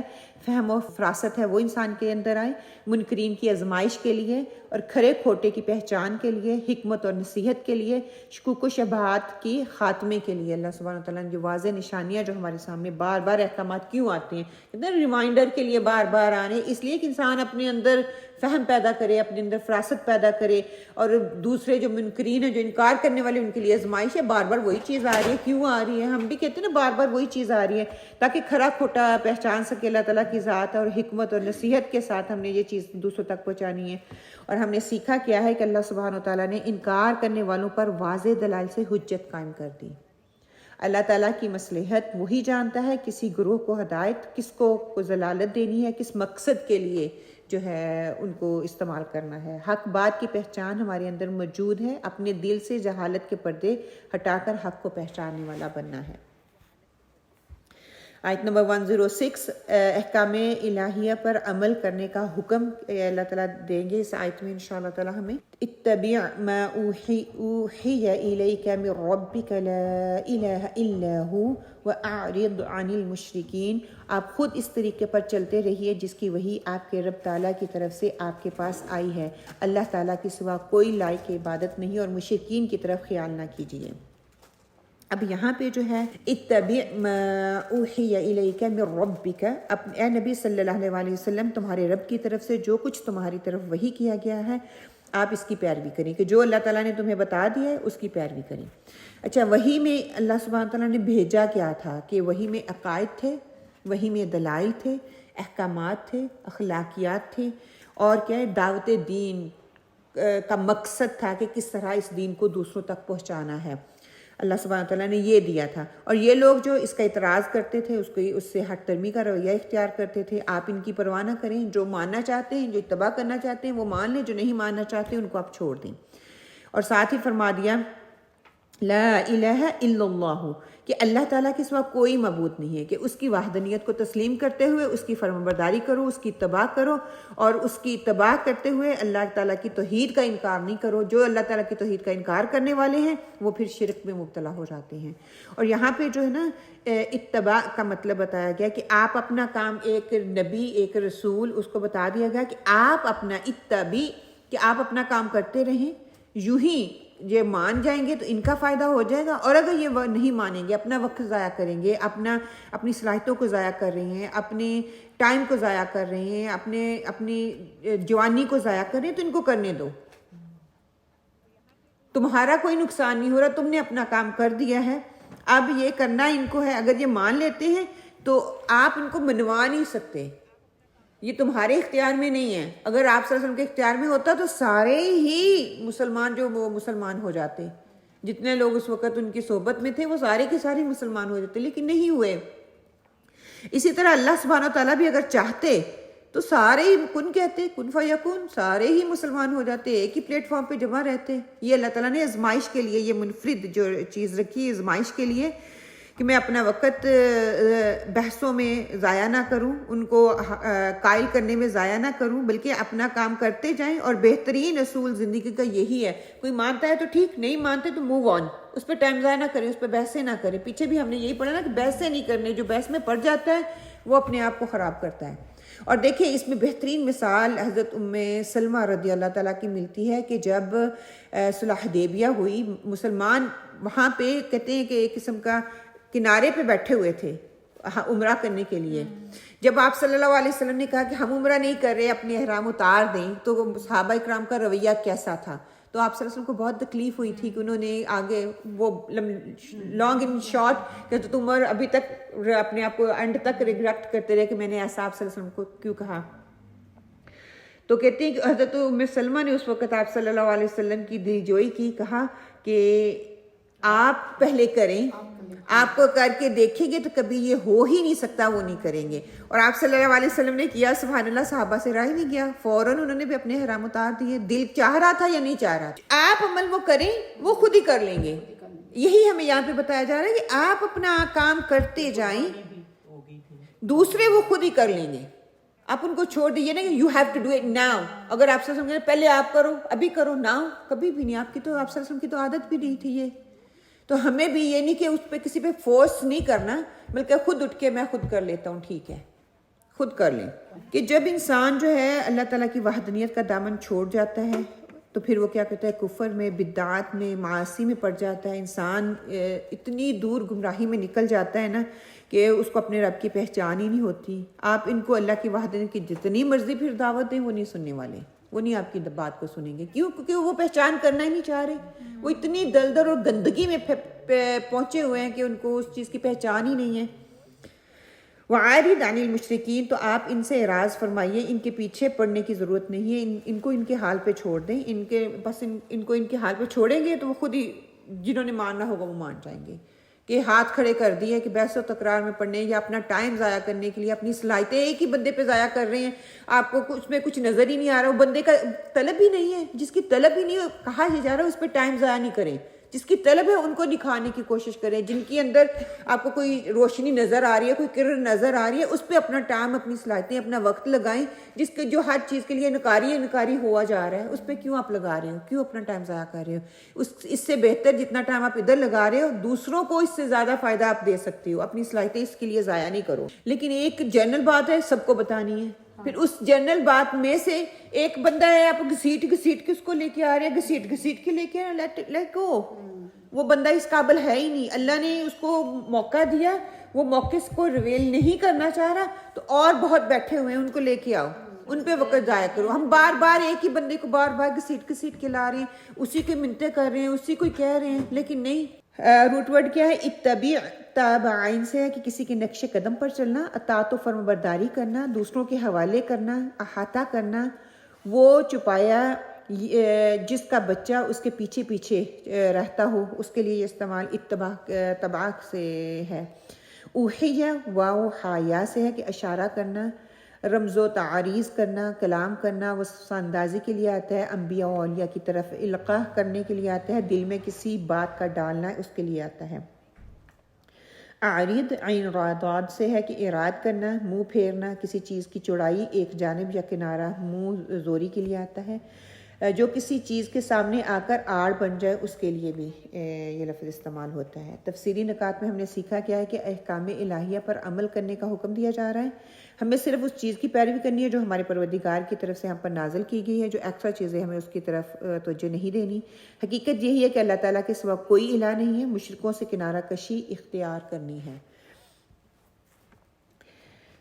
حدیث لے لیں کہ آپ صلی اللہ علیہ وسلم نے فرمایا, ابو ہریرہ اس کو روایت کرتے ہیں کہ آپ صلی اللہ علیہ وسلم نے فرمایا کہ میری اور لوگوں کی مثال ایک ایسے شخص کی ہے جس نے آگ جلائی. جب اس کی چاروں طرف روشنی ہو گئی تو پروانے اور یہ کیڑے مکوڑے جو آگ پر گرتے ہیں اس میں گرنے لگے, اور آگ جلانے والا انہیں اس میں سے نکالنے لگا, لیکن وہ اس کے قابو میں نہیں آئے اور آگ میں گرتے رہے. اس طرح میں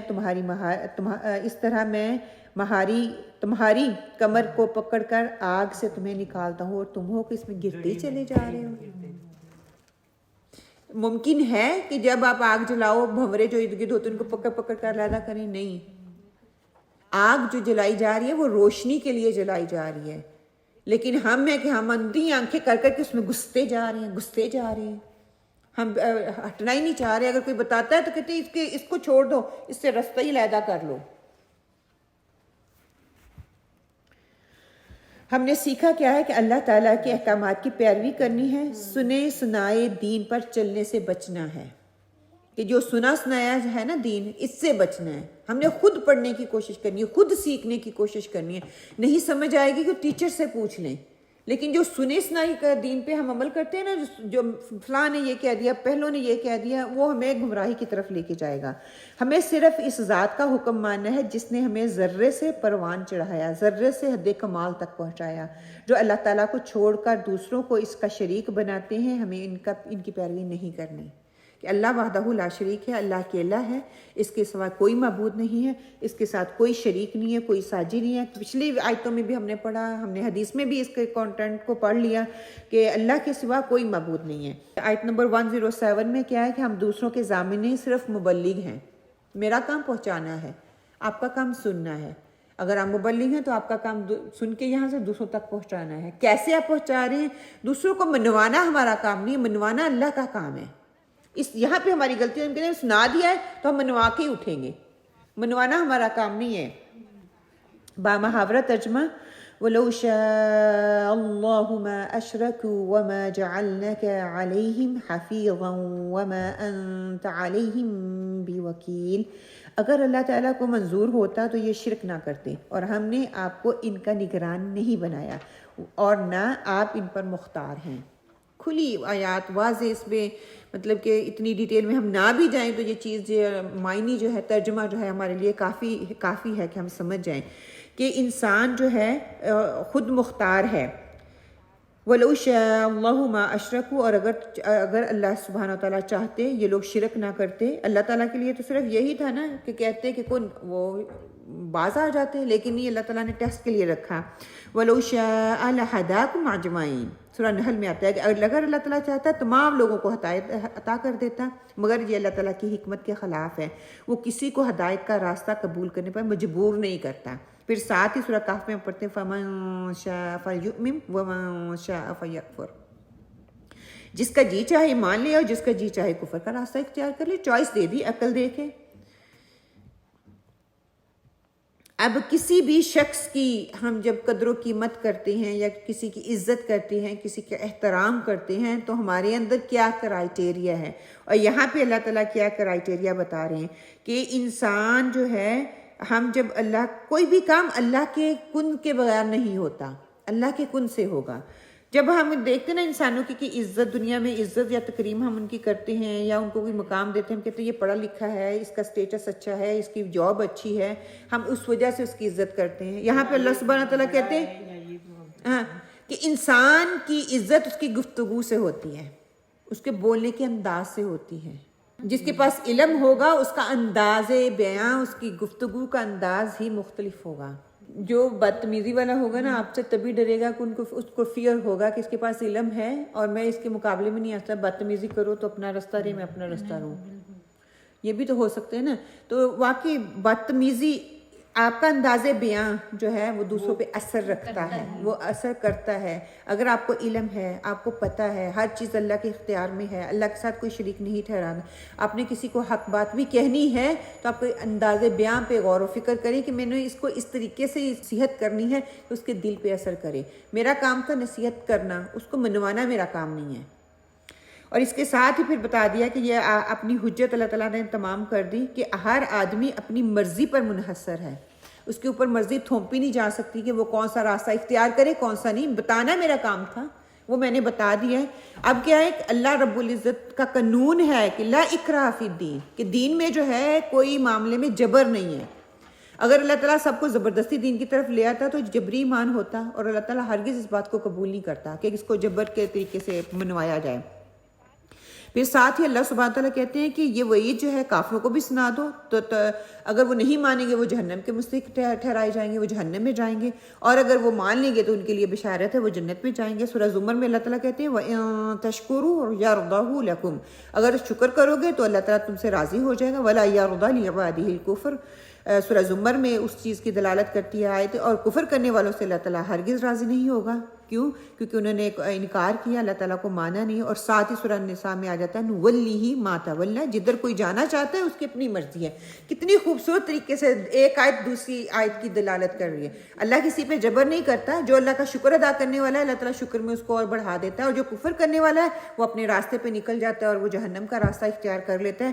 اور اللہ تعالیٰ نے کہتے ہیں کہ میں نے ان کو اختیار دے دیا، جدھر یہ جانا چاہتے ہیں کھلے پھرے جائیں، میں ان کو کنٹرول نہیں کرنا چاہتا، کیونکہ یہ میرے قانون کے خلاف ورزی ہے، میں نہیں یہ کروں گا۔ وَلَا نَبْلُوَكُمْ بِالشَّرِّ وَالْخَيْرِ فِتْنَةً، ہم تمہیں نیکی اور بدی کے ذریعے سے آزمائیں گے۔ سورہ انبیاء میں کہ یہ جو آزمائش ہے یہ مسٹ ہے کہ میں تمہیں آزماؤں گا. وما جعلناک علیہم حفیظا، اے پیغمبر صلی اللہ علیہ وسلم ہم آپ کو ان کے نگہبان نہیں بنایا، کہ آپ ان کے نگران بن کے نہیں آئے، کیونکہ وہ بہت حریص ہوتے تھے، وہ چاہتے تھے کہ یہ مان جائیں. وما انت علیہم بوکیل، اور نہ ہی آپ ان کے ذمہ دار ہیں، نہ تو آپ کو ان کے ایمان لانے پر مجبور کر سکتے اور نہ ہی آپ ان کی ذمہ داری ان پہ عائد ہوتی ہے کہ آپ ایمان کیوں نہیں لے کے آئے، آپ ان سے سوال جواب کریں. سورہ غاشیہ میں اللہ تعالیٰ فرماتے ہیں لست علیہم بمسیطر، کہ آپ ان کو کوئی دروغہ نہیں ہے جو پکڑ کر ان کو کہیں کہ ایمان لے کے آؤ. ما انت علیہم بجبار، اور آپ ان پر زبردستی کرنے والے بھی نہیں ہیں کہ آپ نے ماننا ہی ہے، جیسے ہم بچوں کے لیے you have to do it. No, they don't have to do it. Forcefully کوئی کام نہیں کروانا، اسپیشلی دین کا تو کہتے ہیں اس میں فورس ہونا ہی نہیں چاہیے. اس میں پیار اور محبت کے ساتھ بچہ جتنا پیار اور محبت کے ساتھ اس سائڈ پہ لے کے آئیں گے وہ اتنا ہی زیادہ اس میں استقامت آئے گی. جبر کے ساتھ ابھی آپ سے ڈر کے کر رہا ہے، جیسے میں نے کہا پچھلے ویک بھی آپ کو سنایا تھا نا، دو محبت کرنے والے آتے ہیں، ایک جبر کے ساتھ محبت کرنے والا آتا ہے، ایک آپ کی عزت اور تکریم کرنے والا آتا ہے. تو کس کو آپ لیں گے؟ جو آپ کو محبت کے ساتھ آپ کی عزت اور تکریم کرنے والا ہے. جو جبر سے کرنے والا ہے وہ آپ کے ڈر سے تو سامنے کرے گا، بعد میں آپ کو شاید گالیاں دے رہا ہو، آپ کے بارے میں باتیں کر رہا ہوں، آپ کا وہ کام اس طریقے سے نہ کرے. اور جو محبت کی وجہ سے کرے گا وہ اوبویسلی آپ کی ناموجودگی میں بھی آپ کو وہ درجہ دے گا، آپ کا وہ کام کرے گا. اب یہاں پہ جب تک کہتے ہیں نا کہ انسان خاموش رہتا ہے تو اس کی عیب، اس کے ہنر، اس کی برائیاں، اس کی ہر چیز چھپی رہتی ہے. اور جب انسان بولتا ہے، گفتگو کرتا ہے، تب پتہ چلتا ہے وہ کتنا سمجھدار ہے، کتنا با اخلاق ہے، کتنا با کردار ہے، یا پھر وہ احمق ہے. لیکن جب بولنا شروع کرتا ہے تو پھر کہتے ہیں نا اس کی ویلیو کا صحیح اندازہ ہوتا ہے کہ اس کے اندر کتنی ویلیو ہے، وہ کہاں تک ہے. افسوس کی بات یہ ہے کہ پھر بھی ہماری اس کی طرف توجہ نہیں جاتی. ہماری زبان جو ہے نا کنٹرول میں نہیں آتی. ہم دوسروں کو فورسفلی ہر چیز کروانے کی کوشش کرتے ہیں، دکیا نوس طریقے سے کروانے کی کوشش کرتے ہیں، اور پھر وہی بات آ جاتی ہے کہ ہم اپنی حریص اتنے ہم ہو جاتے ہیں کہ ہم لوگوں پہ جب فورسفلی کام کروانے کی کوشش کرتے ہیں تو ہم ان کو دین سے بہت دور کر دیتے ہیں. اور ریزن میں کہتی میں تو صحیح بات ہی کر رہی تھی نا، اور ہم دین سے اتنا ان کو دور کر دیتے ہیں اور ہم خود اس کو اپنا ذمہ دار ٹھہراتے ہی نہیں ہیں. ہم کہتے ہیں یہ ان کا عمل ہے، تو یہ نہیں کہ میرے عمل نے ان کو اتنی دور کر دیا ہے. پھر یہ کہ زندگی گزارنے کا ایک بہت بڑا اصول ہمیں یہاں پہ بتایا جا رہا ہے کہ پیروی کرو اور کرتے جاؤ. اللہ سبحانہ و تعالیٰ کی اور اللہ کے رسول کی پیروی کرنی ہے اور کرتے جانا ہے، اور مشرکین سے اعراض برتنا ہے، ان کی فضول باتوں اور لغو باتوں میں نہیں جو الجھنا، جیسے کہ آج کل ان لوگوں نے الجھایا ہوا ہے. اور ہر بندے کے منہ پہ یہ لفظ آ رہا ہے. فلسطین کا جو ہے حتیٰ کہ دیکھا جائے ایک بہت بڑا مسئلہ ہے، ہمیں اس کے لیے آواز اٹھانی چاہیے. اب دیکھیں کوئی بھی ہے، ہر ایک کی زبان پہ وہی مسئلہ ہے. مسلمان ہونے کے ناطے ہونا تو چاہیے، یہ نہیں کہ نہیں ہونا چاہیے، لیکن کیا اس طرح باتیں کر کے اس کا حل نکل آئے گا؟ وہ تو گورنمنٹ لیول پہ ہے، ان کو اس چیز میں اپنا عمل دکھانا چاہیے. میں اور آپ ہمارے اپنی وقت ضائع کر رہے ہیں دیکھ کے یوٹیوب پہ بیٹھ کے، اپنے آپ کو ٹینشن میں لے کے آ رہے ہیں. نہ میری ٹینشن کا فائدہ ہے، نہ میرے وقت ضائع کرنے کا فائدہ ہے، نہ میری یہاں پہ بیٹھ کے ڈیبیٹ کرنے کا کوئی فائدہ ہے. کسی کو کوئی فائدہ ہوگا؟ کسی کو نہیں ہوگا. ہم کیا کر سکتے ہیں اپنے لیول پہ؟ ان کے لیے دعا کر سکتے ہیں جو کہ کیونکہ اللہ اور آپ کا پتہ نہیں کہ اللہ کے سامنے آپ ان کے لیے دعا کریں جی، یا نہ کہ آپ اپنا وقت ضائع کریں. جہاں تک جس کی پہنچ ہے وہ آنکھوں پہ پٹھی باندھ کے بیٹھے ہوئے ہیں. میں اور آپ ہم اس گلیوں اور اسٹریٹوں میں آ بھی جائیں گے نا، اس کا پازیٹیو افیکٹ نکلے گا، یہ نہیں کہ نہیں نکلے گا. لیکن گلیوں اسٹریٹوں میں نکلنے کی بجائے گھروں پہ جو ہم ٹائم ضائع کر رہے ہیں، اپنا وقت ضائع کر رہے ہیں، جگہوں پہ ہم گروہ بنا کے، فون ہے تو تب بھی میری یہی ڈیبیٹ چل رہی ہے، گھنٹے جا رہی ہیں، نمازیں قضا ہو رہی ہیں. تو یہ اس کا مقصد نہیں ہے. پروٹیسٹ کا فائدہ بھی ہے کہ ہاں اس کا فائدہ ڈیفینیٹلی ہوگا. ان کو پتہ چلے کہ عوام کس طرح اکٹھی ہے، ان تک آواز پہنچانے کے لیے میں خود کہتی ہوں پروٹیسٹ میں جائیں. لیکن یہ جو چھوٹی چیزوں پہ جگہوں پہ بیٹھ کے اپنا ٹائم ضائع، اس میں کوئی فائدہ نہیں ہے، ہمیں کچھ بھی حاصل نہیں ہونے والا. اور ساتھ ہی کہہ دیا کہ ان کا حسن اس کے اسلام میں ہے. کیوں؟ کیونکہ وہ اللہ بری باتوں کو چھوڑ کے اللہ کی باتوں کو اپنانے کا جو ہے وہ طریقہ اختیار کرتا ہے. تو انسان کا حسن اسی میں ہے. اور یہ کہ جس سے اس کا کوئی مطلب نہیں ہے، بیکار باتوں میں، فضول بحثوں میں انسان اپنا ٹائم ضائع کرتا ہے، تو وہ ٹائم ضائع نہ کرے، بلکہ اس کو اپنا پروڈکٹیو وقت بنائے، اس کو اپنی صلاحیتوں کو کہیں اور ایسی جگہ پہ استعمال کرے جہاں پہ اس کو زیادہ فائدہ حاصل ہو سکتا ہے، اس دین کو فائدہ حاصل ہو. دیکھیں نہ میں کوئی دین کا کام کر رہی ہوں، نہ میں دنیا کا کام کر رہی ہوں، دونوں ہی افیکٹ ہو رہے ہیں بحثوں میں. میری بحثیں کرنے سے یا ٹی وی ڈرامے بیٹھ کے ٹی ویوں پہ تبصرے سننے سے، یوٹیوب پہ تبصرے سننے سے کچھ بھی حل نہیں نکلنے والا. ہاں نکلے گا حل وہاں پہ جہاں پہ کوئی پازیٹیوٹی چیز نظر آئے گی اور جس پہ افیکٹ یا امپیکٹ ڈالنا ہے. کیونکہ یہ وہی بات ہے کہ بات دوسری طرف نکل رہی ہے کہ گورنمنٹ لیول پہ یہ ایک پروپیگنڈا ہے. پہلے انہوں نے دنیا کا کرونا وائرس کی طرف دماغ دے کے اس کو اس طرف گھما دیا، ان کو اس میں مشغول کر دیا. اب مسلمانوں کے ذریعے مسلمانوں ہی پہ تھونک کے تو مسلمانوں کو اس کی طرف کر دیا، اور پیچھے کوئی اور پروپیگنڈا ہو رہا ہے، کچھ اور چل رہا ہے نا، لوگوں کا دھیان ادھر بانٹ کے اب کچھ اور ہو رہا ہے. کہ اس بار اللہ ان کا شکر کا رویہ ہے اور ہمیں بھی تھوڑی اس سے سبق حاصل کرنا چاہیے. وہ تو جنتی ہیں ہی ہیں. اب وہ اگر جنگ جیت جائیں گے تو وہ غازی کہلائیں گے، اگر وہ شہید ہو جائیں گے تو شہید کا مرتبہ پا لیں گے. مجھے سوچنا میں نے اور آپ نے ہے کہ ہمارا کیا مقام ہے، میں کہاں کھڑی ہوں. اللہ نہ کرے کل کو یہ اگر میرے اوپر ایسی چیز آ جاتی ہے تو میرے ایمان کا لیول کیا ہے. یہاں یہ بات سوچنے والی ہے. پھر دیکھیں کئی دفعہ لوگ یہ سوال بھی کرتے ہیں نا کہ دین میں زبردستی نہیں تو ہر انسان آزاد ہونا چاہیے. پھر دین ان لوگوں کو اسلام ہی کیوں قبول کرنا چاہیے اگر زبردستی نہیں ہے تو اللہ تعالیٰ تو خود ہی کہہ رہے ہیں کہ زبردستی نہیں. دیکھیں مسلمان کل بھی ہم نے پڑھا نا وہ ذمی قانون کے تحت وہ مسلمان رہ سکتے لیکن ان کو وہ حقوق نہیں دیے جائیں گے ویسا جو ایک مسلمان کنٹری میں رہتے ہوئے مسلمان کے حقوق ہیں وہ ذمی کو نہیں دیے جائیں گے. وہ رہ سکتے ہیں زیادہ نہ اپنی ریچولز ادا کر سکتے ہیں لیکن اس کے لیے ان کو ٹیکس دینا پڑے گا. جو مسلمانوں کے حقوق ہیں وہ غیر مسلمانوں کے حقوق وہاں پہ نہیں ہو سکتے. اور پھر دوسرا ابن عباس کا قول ہے کہ اگر اللہ چاہتا تو سب کو ہدایت دیتا ہے اور سب کو جمع کر دیتا ہے. ایک ہی چھتری کے نیچے کھاتے ایک ہی پلیٹ میں، پھر یہ فرقوں میں نہ بٹتے، پھر یہ گروہوں میں نہ بٹتے، پھر یہ مسجدوں میں نہ بٹتے. لیکن اللہ تعالیٰ ایسا نہیں چاہتے ہیں. زبردستی اللہ تعالیٰ کچھ نہیں کروانا چاہتے. کیا اللہ تعالیٰ زبردستی کر سکتا تھا؟ اللہ کے اختیار میں ہے. ہاں کن فیکون، دیٹس اٹ، کن ہو جاتا. اللہ تعالیٰ کر سکتا تھا لیکن اللہ تعالیٰ نے نہیں کیا. وہ ذات کن فیکون کی مالک ہے وہ لیکن کہتے ہیں کہ انسان کو سمجھانا مقصود تھا کہ انسان کا اختیار کیا ہے. اللہ کہتے ہیں میں کر بھی سکتا ہوں. جیسے کہ اللہ تعالیٰ نے پچھلی قوموں کو غرق کیا نا جو نافرمان تھے، جیسے فرعون کو اللہ نے اس کی تمام قوم کو غرق کر دیا. اللہ کہتا ہے میرے اختیار میں ہے سارا کچھ ہے. اور ہمارے سامنے بھی ہے، سارے واقعات ہمارے سامنے بھی. اللہ جو چاہے جب چاہے جس وقت چاہے وہ کر سکتا ہے. لیکن یہاں پہ سمجھانا اور بتانا یہ مقصود تھا کہ انسان کا اختیار کیا ہے، انسان کو اپنی مرضی سے چاہ سے وہ کیا کر سکتا ہے اور اللہ کی مرضی سے وہ کیا کر سکتا ہے. انسان کے اختیار میں خود کچھ بھی نہیں ہے. اگر ہم کچھ کر بھی رہے ہیں نا نیکی کا کام تب بھی انشاءاللہ اللہ کی چاہت سے، ہاں اللہ کے اذن سے ہو رہا ہے. جب میری اور اللہ کی چاہ مل جاتی ہے تو وہ اذن کن میں ہو جاتا ہے، اور اگر جب نہیں ملتی تو وہ پھر لٹکتا رہتا ہے درمیان میں. سورہ غاشیہ میں اللہ سبحانہ تعالیٰ کہتے ہیں آپ نصیحت کرتے رہو، آپ تو بس نصیحت کر سکتے ہیں، آپ ان کے اوپر مسلط نہیں کیے جاؤ گے یا آپ ان کے اوپر مسلط نہیں کر سکتے.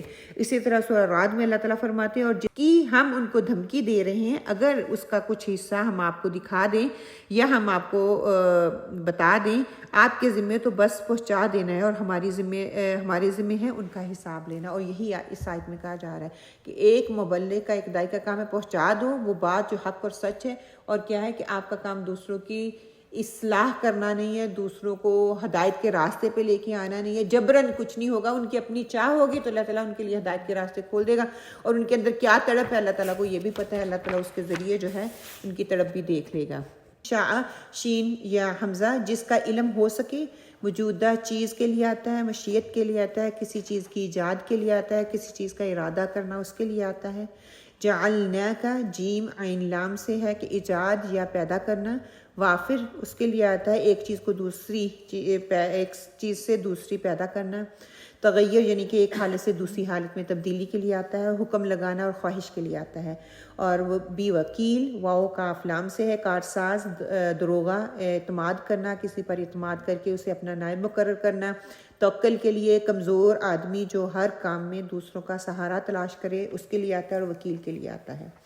تفسیری نکات میں ہم نے سیکھا کیا ہے کہ اللہ تعالیٰ چاہتا تو سارے انسانوں کو زبردستی ایک ہی دین کا پابند کر دیتا ہے، لیکن انسان کو دنیا میں بھیجنے کا بنیادی مقصد امتحان ہے. وہ اگر ایک ہی کر دیتا تو مقصد جو ہے وہ ہڈن ہو جاتا، وہ پرپس نہ رہتا انسان کو بھیجنے کا. اگر اللہ تعالیٰ چاہتا تو مشرک بھی کبھی شرک نہ کر پاتے، اللہ کے ساتھ نہ شریک ٹھہراتے. یہ بھی ٹیسٹ کے لیے پھر اللہ تعالیٰ نے نبی کریم صلی اللہ علیہ وسلم کو لوگوں پر نگران مقرر نہیں کیا. آپ صلی اللہ علیہ وسلم مشرکین کے ضامن نہیں، صرف مبلغ تھے، کہ ان کے ضامن نہیں ہیں. پھر ایمان کی آزمائش مقصود کیا ہے؟ کیوں اللہ تعالیٰ انسان کو آزمائش میں ڈالتا ہے؟ تمام اختیارات کا مالک اللہ تعالیٰ ہے، یہ بتانا مقصود ہے. ہم سب اپنے اعمال کے خود ذمہ دار ہیں، کوئی ہماری اعمال کا ذمہ دار نہیں ہے. جزا اور سزا انسان کے اپنے اعمال پر منحصر ہے، اس نے جزا لینی ہے یا اس نے سزا کا اپنے آپ کو اختیار ٹھہرانا ہے. ہم نے سیکھا کیا ہے کہ اگر اللہ سبحانہ و تعالیٰ چاہتا تو سب کو جبراً شرک سے روک دیتا اور کوئی شرک کرتا ہی نہ. اللہ تعالیٰ کی مشیت یہی ہے کہ بندوں کا امتحان لے کہ کون توحید پر چلتا ہے، کون شرک کی راہ اختیار کرتا ہے. ایک اور پوائنٹ بھی یہاں پہ لکھ لیں کہ اللہ تعالیٰ کی مشیت یہ بھی ہے کہ انسان کا امتحان کرے کہ کون شرک اور کون ایمان کے مڈل کا راستہ اختیار کرتا ہے، جو کہ منافقت کا راستہ ہے. ایک طرف میں نے پہنا ہوا ہے، ہیٹ پہنی ہوئی ایمان کی، اور دوسری طرف میں شرک بھی کر رہی ہوں اور اللہ تعالیٰ کے ساتھ دوسروں کو شریک بھی ٹھہرا رہی ہوں. جو اللہ تعالیٰ کے احکامات کا انکار کریں، ان سے الجھنے کی بجائے دعوت حق پہنچانے کی ذمہ داری کو ادا کرنا ہے کہ اللہ تعالیٰ کے احکامات ہیں، لوگ نہیں سنتے تو نہ سنیں، لیکن میرا کام ہے چلتے جانا، پہنچاتے جانا، کہتے جانا، روک ٹوک کرتے جانا. کوئی مان رہا ہے تب بھی ٹھیک ہے، نہیں مان رہا تب بھی ٹھیک ہے. اپنے آپ کو اللہ تعالیٰ کی ناراضگی اور جہنم کی آگ سے بچانے کی بھرپور کوشش کرنی ہے کہ میں وہیں پر کسی کی کوئی مجھے آ کے تنقید کرے تو میں وہیں پہ رک جاؤں کہ میں نے اب یہ کام نہیں کرتی، اس میں تو بہت تکلیف ہے، اس میں لوگ مجھے بہت برا بھلا کہتے ہیں، اس نے مجھے بہت لک ڈاؤن کر لیا ہے، اب میں یہ پیغام نہیں پہنچاؤں گی. نہیں، میں نے وہ پیغام پہنچانا ہی پہنچانا ہے. کوئی جو مرضی کرے، رکاوٹیں تو آئیں گی، یہ تو ضروری ہے. یہ تو ہو ہی نہیں سکتا کہ ہم دین کا کام کرنا چاہیں اور رکاوٹیں ہمارے لیے نہیں آئیں. اللہ تعالیٰ کہتے ہیں میں پرکھ کے دیکھوں گا، میں کھنگال کے دیکھوں گا. دیکھیں، جھاگ جو ہوتی ہے نا وہ ختم ہو جاتی ہے، اصل جو ہے وہ پیچھے رہتا ہے. سورہ رعد میں نا یہی اللہ تعالیٰ بار بار بات کر رہی ہیں کہ جو اصل ہے وہ پیچھے رہ جا رہی ہے. اگر ہم اصل ہیں تو ہم اپنا کام کرتے جائیں گے، ہمیں کوئی رکاوٹ روک نہیں سکے گی. اللہ تعالیٰ سے دعا کرتے ہیں آج جو بھی ہم پڑھ سکیں، کوشش تو تھی کہ ہم یہ پورا کر لیں، ہمارا اسپارہ مکمل ہو جائے. چلو خیر، انشاءاللہ تعالیٰ نیکسٹ ویک ہم پورے اسپارے کا ریویو بھی کر لیں گے ساتھ میں، اور ساتھ میں ان 3 آیات جو رہ گئی ہیں ان کو مکمل بھی کر لیں گے. اللہ سبحانہ و تعالیٰ ہمیں حق اور سچ بات کہنے کی توفیق عطا فرمائے. اللہ سبحانہ و تعالیٰ اس وقت کو ہمارے حق میں بہترین حجت بنائے، ہمارے خلاف حجت نہ بنائے. اللہ سبحانہ و تعالیٰ ہمیں نیک اور صالح لوگوں کی صحبت عطا فرمائے. اللہ سبحانہ و تعالیٰ ہمیں استقامت عطا فرمائے. اللہ سبحانہ و تعالیٰ ہمیں نیک لوگوں میں چن لے. اللہ سبحانہ و تعالیٰ ہمیں اور ہمارے بچوں کو دین کا پیغام دوسروں تک پہنچانے والوں میں بنائے. اللہ سبحانہ و تعالیٰ ہمارے لیے اس کام کو اور آسان کر دے. آمین اللہم آمین. جو بھی حق اور سچ بات ہے وہ اللہ سبحانہ و تعالیٰ کی طرف سے ہے، اور جو بھی کوئی کمی اور کوتاہی رہ گئی ہے ان آیات کو بیان کرتے وہ میری طرف سے ہے. اللہ سبحانہ و تعالیٰ اس پہ پکڑ نہ کرے. ربنا تقبل منا انك انت السميع العليم وتب علينا انك انت التواب الرحيم. وقولوا قولي هذا واستغفر الله لي ولكم. آمين اللهم آمين.